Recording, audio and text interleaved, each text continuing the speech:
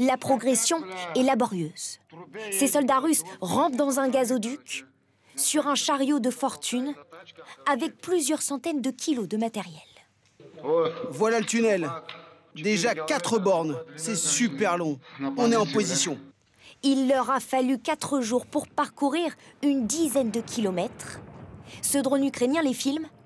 Ils sortent de terre un par un, juste le temps de récupérer le matériel et partir au combat, infiltrer les lignes ukrainiennes. Un scénario digne d'un film. Les soldats du Kremlin sont entrés dans le gazoduc par ce village qu'ils contrôlent. Ils passent sous la rivière et arrivent directement sur la ligne de front pour avancer vers la ville stratégique de Kupiansk, tenue par les Ukrainiens.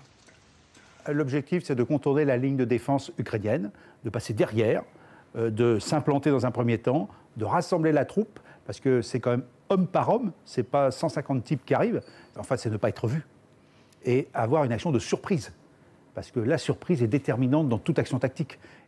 En mars dernier, ils avaient déjà utilisé le même procédé pour reprendre la ville de Soudja aux Ukrainiens.